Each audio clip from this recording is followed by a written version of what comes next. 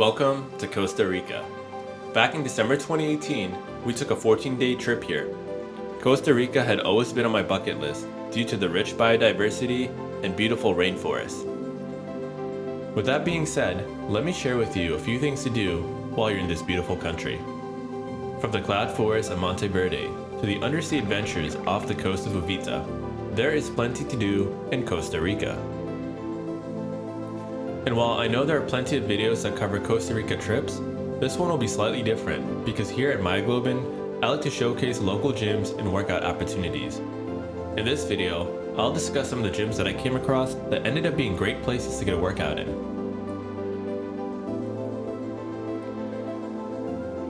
We start our trip by flying to San Jose, the capital city. One of the coolest things that I realized upon landing and exchanging money is that the currency here has sharks on it. I mean, how cool is that? After a one-night stay, we took a shuttle to the south coastal beach town of Uvita. This is a nice, relaxed town that is relatively remote compared to some of the more popular destinations. It's a great launching point for those who seek to explore Corcovado National Park, and it's also home to Marina Ballena National Park, which is found to preserve the rich marine life in this area. Uvita is also famous for the whale tail, a unique natural beach formation that is the result of two currents converging and clashing into each other at this point. At low tide, you can see this formation from high above, especially if you bring a drone. We spent 4 days here, and honestly, Uvita was my favorite destination in Costa Rica. Although we were here during the winter holiday, it was still pretty quiet and a lot less packed than some of the other destinations in this trip.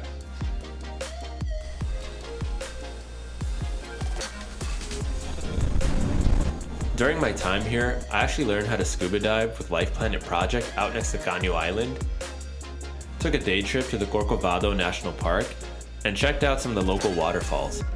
For a more detailed guide on this place, check out my video on Uvita, which is linked in the description below.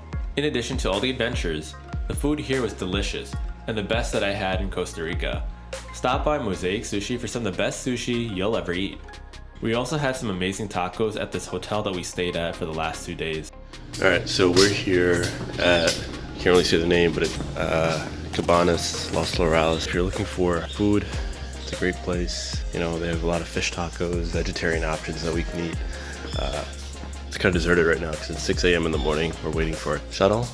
Afterwards, we headed to Manuel Antonio National Park, a popular destination famous for its beaches and abundance of wildlife, and based ourselves in the nearby town of Quepos. You're pretty much guaranteed monkey sightings while you're here, and within hours of being there, we saw squirrel and white-faced capuchin monkeys. Just please remember that you shouldn't feed them, although these monkeys will definitely ask. And if you do feed them, just be aware that this might happen. No. The first day, we went canyoning in a part of the nearby rainforest. Enjoy the terrain as you rappel down waterfalls and jump into ponds. Afterwards, we had delicious traditional food with a viewpoint. Manuel Antonio also ended up being my first fitness stop. It was here that I went to Gimnasio Mucho Musculo, which is a great place to train for cheap. They offer various pass options, which start at about $6.50 for 1 day. The gym is very well equipped with bench presses, pull-up stations, battle ropes, kettlebells, and pretty much anything else you'll need for a workout.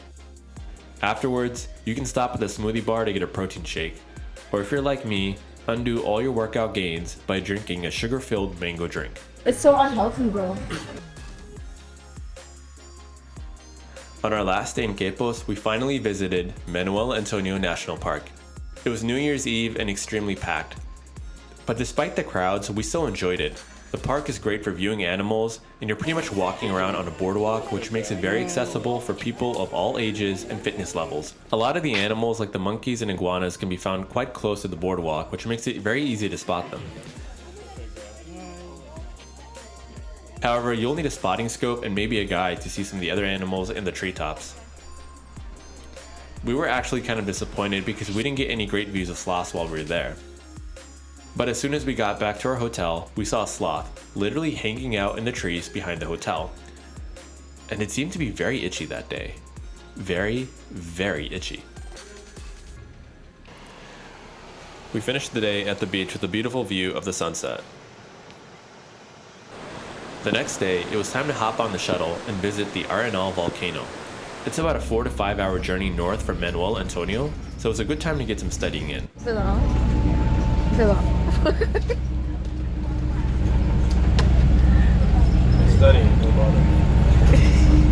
We stayed in the nearby town of La Fortuna, which has tons of accommodation, shops, and restaurants.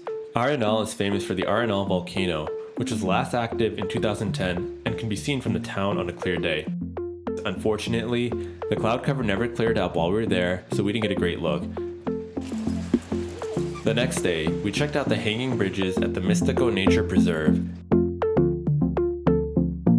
and then visited the famous La Fortuna waterfall, which drops nearly 200 feet into vibrant pools of water. It's about 500 steps down, so the way back up makes for a good workout.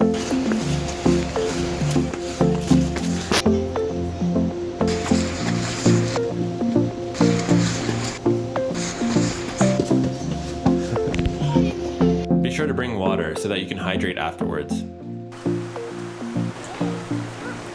At the end of the day, we ventured to the Arenal Volcano National Park to do a short hike on the Arenal Volcano Trail, which is only about a mile. It takes you through the forest and some farmland and out into a field of black volcanic rock. There's a bit of scrambling involved at this point, but overall, it's an extremely easy hike.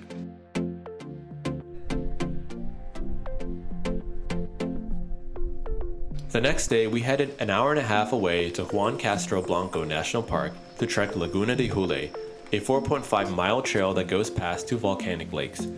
It's a nice, moderate hike that's relatively isolated.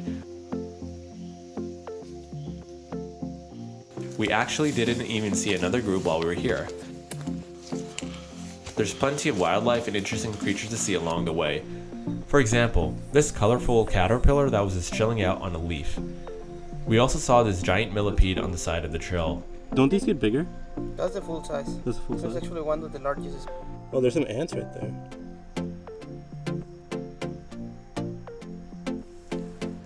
At the end of the hike, we stepped out onto a clearing and had some really nice views of Laguna de Jule. And speaking of interesting creatures, that night I saw my first poison dart frog just outside of the hotel. Afterwards, it was time to work out. I hit up the Arenal Fitness Center. And after all that hiking, it was time for leg day.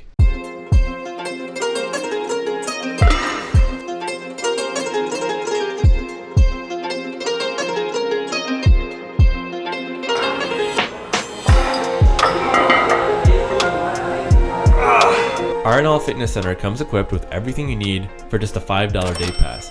Just be aware that the gym is closed on Sundays. The next day, we cut across Lake Arenal using a taxi boat taxi service that goes between Arenal and Monteverde. This route is about 2.5 hours as it cuts through the lake instead of going around, which ends up being twice the time.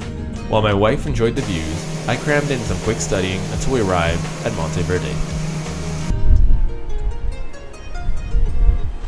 Monteverde is famous for its cloud forests, which come from the low-hanging clouds that sit upon the forest canopy. It's at a slightly higher elevation, and it's cooler than some of the other places we visited, so just be sure to bring a jacket. This is also the place where you can literally walk through the clouds at places like Sky Adventures, which is famous for its ziplining.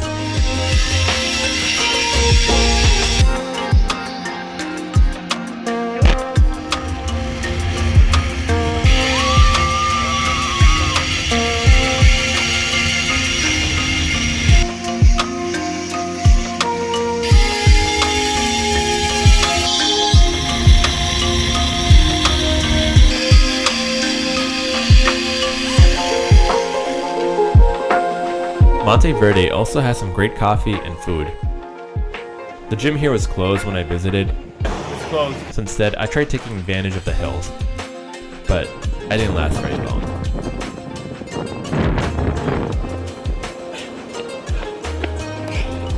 On our final day, we took a guided tour at the Monteverde Cloud Forest Biological Reserve with our guide Michael. Costa Rica is a place that I do recommend getting a guide because their trained eyes will make it possible to spot things that you would miss otherwise.